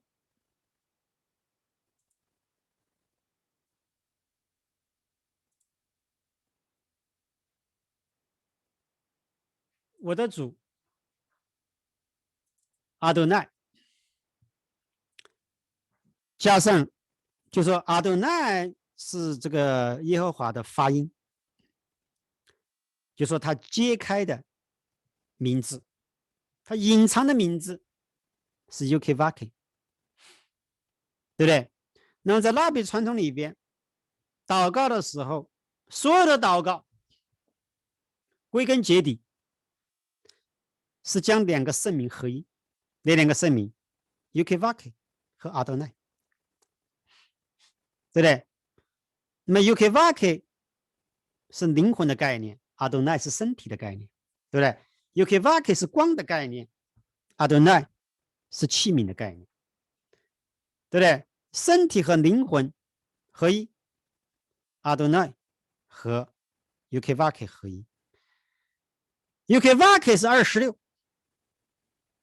阿多奈是65，加在一起等于多少？等于91。91是阿门的数值，阿门代表 UKVK 和阿多奈合一，就造物主的名字和他的发音合一。阿门是耶稣的名字，对不对？因为在启示里边说，那叫阿门的，那就耶稣啊。每当你说阿门，那就是耶稣，对不对？所以说，你向耶和华祷告，你的意念是让 UKVK 和阿多奈合一。UKVK 和阿多奈合一，就是阿门，就是阿门，对不对？下面问题，感谢分享。希伯来字母隐藏奥秘，奇妙，这些每个都相互连接，有关系，一环扣一环。前几天学英文，发现英文类似的东西，但是没有数字这个环节，也好像没有那么多的变化。但是发现大写的 A 原始的含义是牛头或者尖顶尖，牛头仿佛金牛犊。还有很多科学技术深度的学习都是要在英文英语这个语言去学习，代表也是崇拜科学，就像 A 代表金牛犊一样。所以我个人觉得研究妥拉，研究希伯来字母，如果你英文的神学，英文解经，那么学到的东西肯定没有希伯来文那么直截了当，但是又比其他言语来的深度，又简单不粗暴又说服力。请问，对于一个对希伯来文还不太了解的小白来说，如何开启进入希伯来世界？学英文有没有必要？学英文传统里边的解经学神学有没有必要？是不是现在很多拉比也要通过英文来解妥拉？他们对基督教的解经是什么态度？现在很多国内神学院，这些神学院可以学什么东西？哈，这个东西，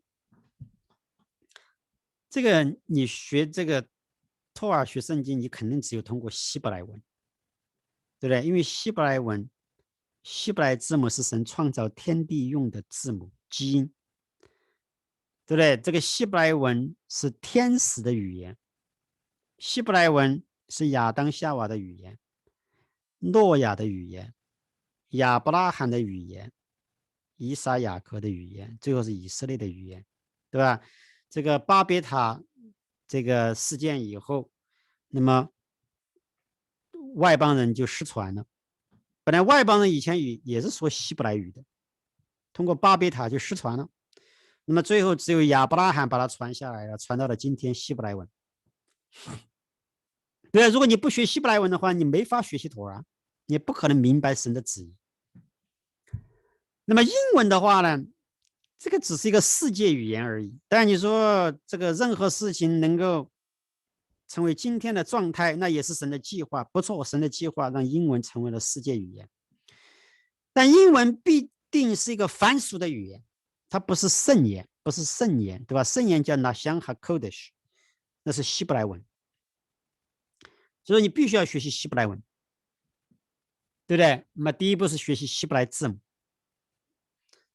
那么英文的话呢，这个英文解经这些神学，这些都是这个英文解经和其他任何语言，法语、什么德语都没有任何本质的区别，对吧？包括中文都没有本质的区别。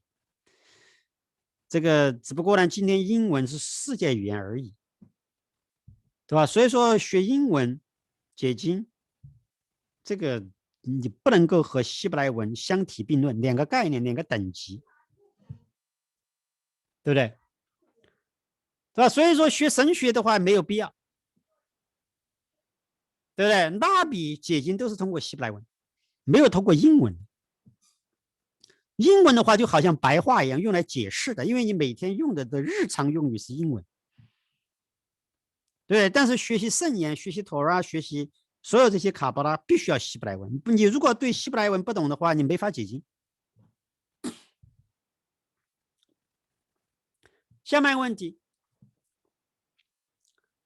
请问以赛亚书9章第6节，因有婴孩为我们而生，有一个子赐给我们政权。中文翻译准确，这翻译是准确的，对吧？中文的翻译是没有问题的。下面一个问题，请问耶稣为何复活后40天才升天？40有什么含义？那么40的话呢，最简单的是怀孕，对不对？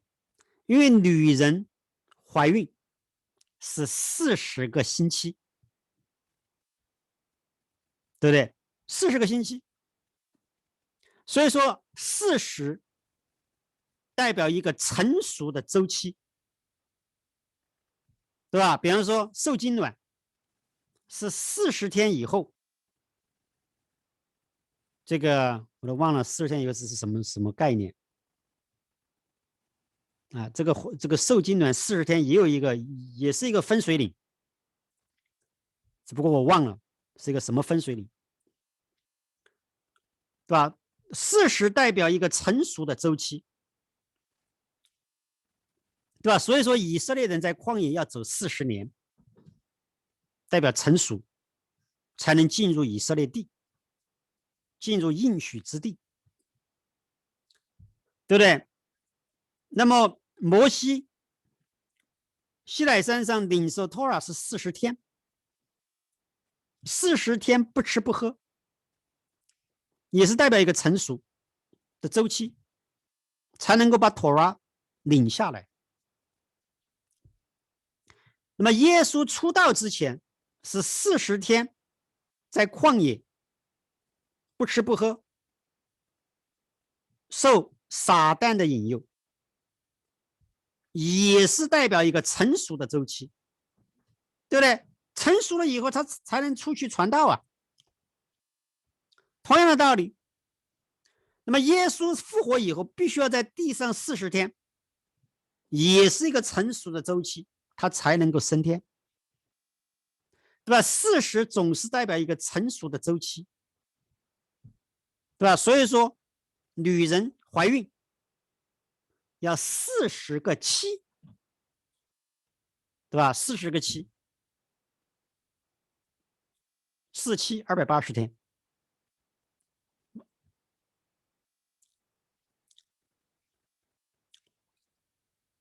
下面问题，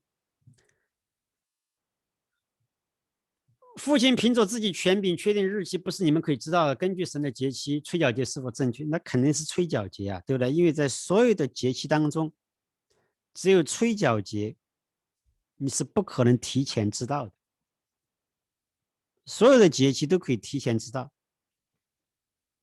对不对？为什么？因为所有的节期都不是初一，你只要初一定了，那么15就知道了。所有的节期只有吹角节是初一，那么初一是不能确定的，不能提前确定，误差1天。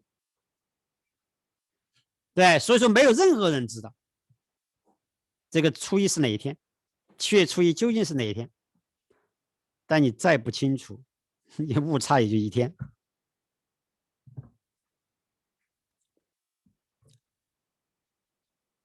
下面问题，黎明的词根是黑暗，怎么回事？因为黎明前是最黑暗的时候，对吧？这最简单的理解。最黑暗的时候是黎明，是黎明的时候，黎明的时刻，对吧？这也是神的设计，在光明来到之前，总是最黑暗的时候；在希望临到你的时候，总是你最绝望的时候。一个概念。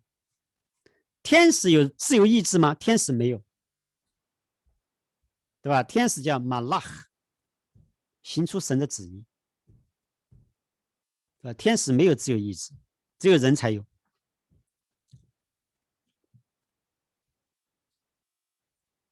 下面一个问题，阿摩斯，亚伯拉罕的儿子以撒为何拼写成以撒。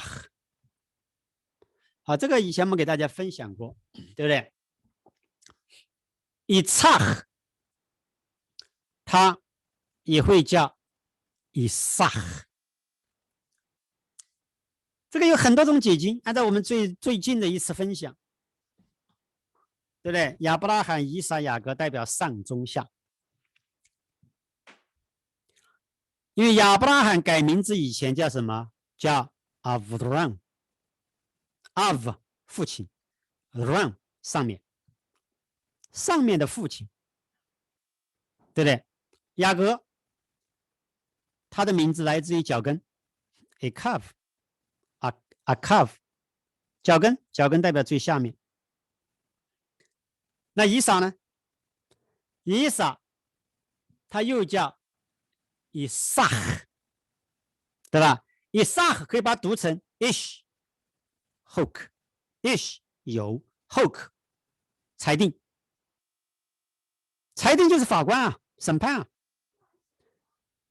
任何两个矛盾体必定有一个中间地带，上面和下面有一个中间，谁在中间？以撒，他在中间干嘛？裁定，裁定，对吧？因为这个 is 又可以叫 ish 有的意思 ，hok 对吧 ？hok 是律法律例，但同时也是审判官，裁定 arbitrator， 英文叫 arbitrator， 对吧 ？ish hok， 对吧？这是其中一个解经。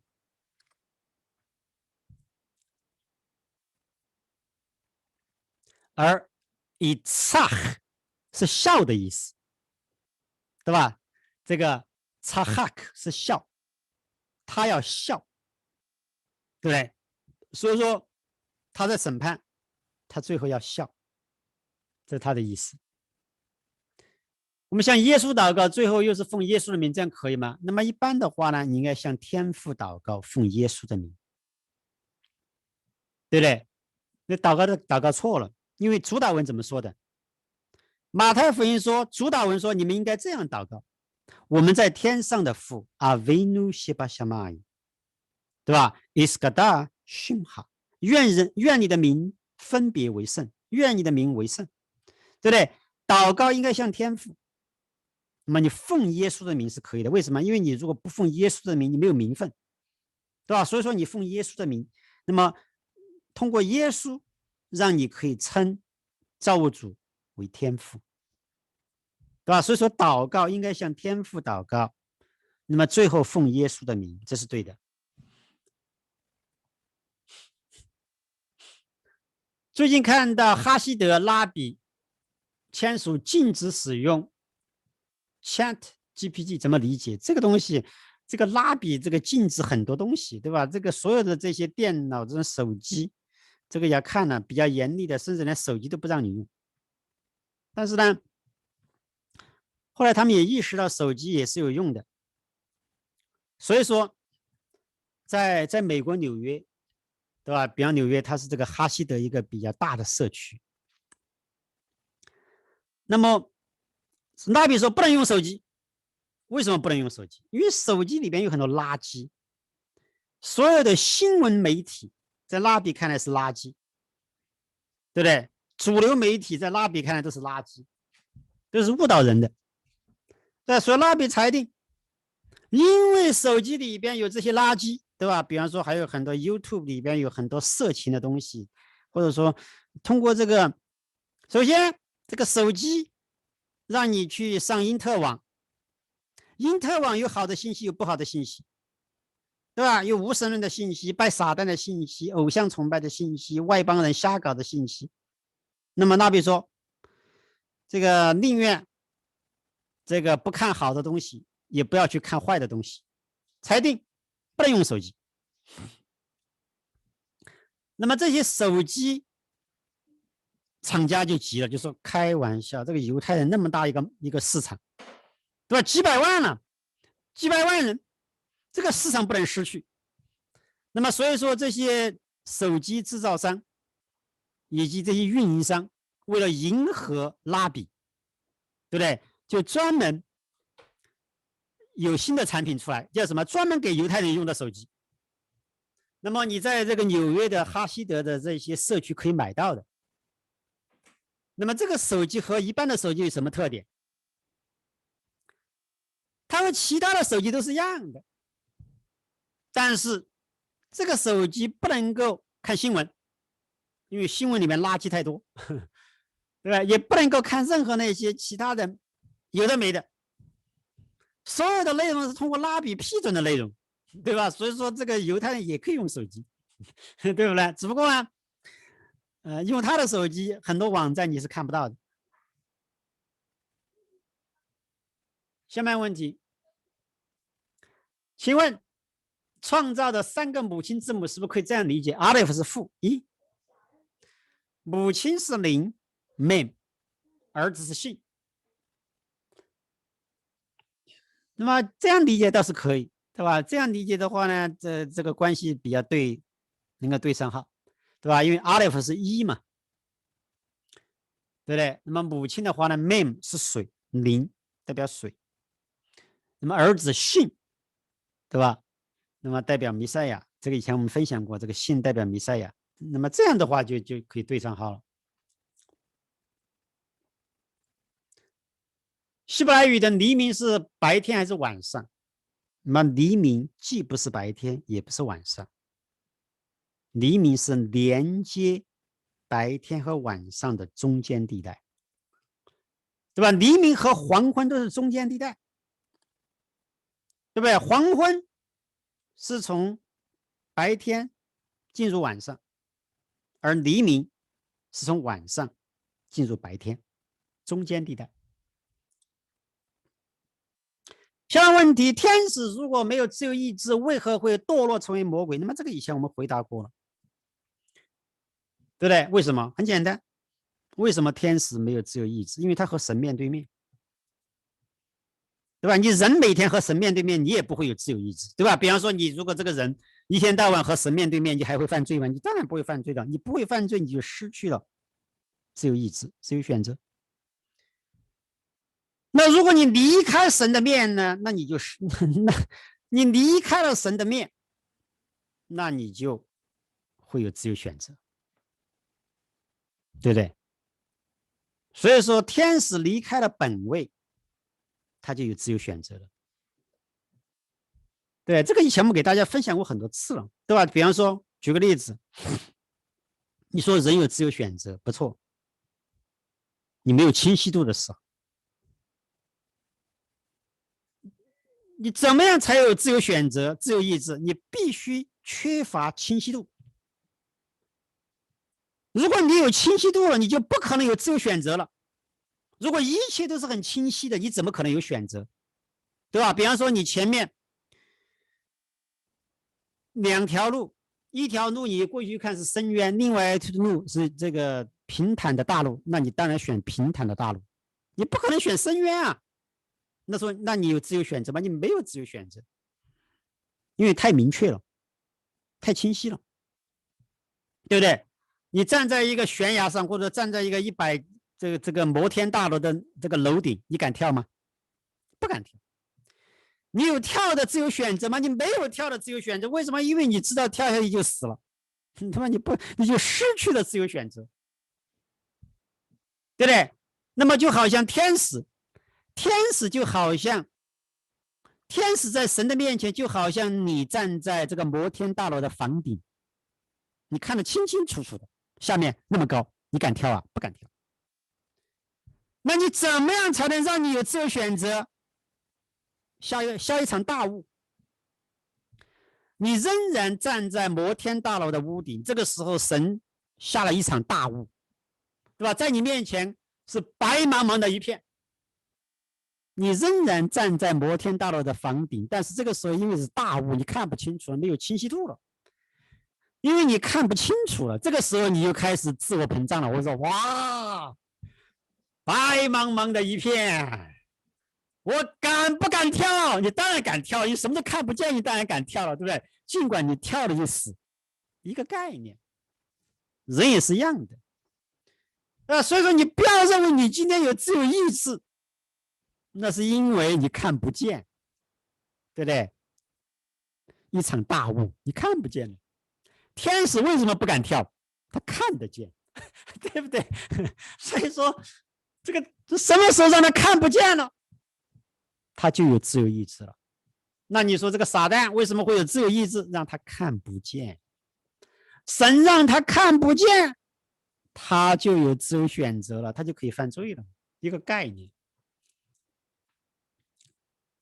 下面问题，有人解经，左手拿信德的藤牌，右手拿圣灵的宝剑。圣经没有挑明应该怎么样理解，那么最简单的理解，右手总是代表 Hesed， 左手总是代表 Gevurah， 对不对？所以说你说左手拿盾牌，右手拿宝剑，那么这个的话呢有点说不通，因为右手应该是 Hesed， 拿宝剑去杀人呢，对吧？所以右手是 Hesed 恩慈，左手应该是 Gevurah 大人。下面问题，不守本位，离开天使。天使若没有自由意志，怎么样擅自离港？那就是神让他呀，对不对？神给他下一场大雾，看不清楚，那不就开始自由意志了吗？对不对？下面问题说，这一切都是神的设计，神要让谁犯罪，就让他看不见，给他自由，就犯罪了。下面问题，凡称我主啊主啊，都不能进入天国。那么这个地方的话呢，主反正叫阿东，我的主叫阿多奈，对吧？不能进入天国，是因为耶稣不认识他们，还是因为不认识主的名字，还是不明白旨意？那当然是不明白神的旨意啊！这个经文是挑明的，对不对？你不明白神的旨意，那么你就不能够进入神的天国。你不明白神的意思啊，对不对？搞了半天你搞错了，对不对？那你怎么进天国？好，今天的分享到这里结束。接下来我们做一个散会的祷告。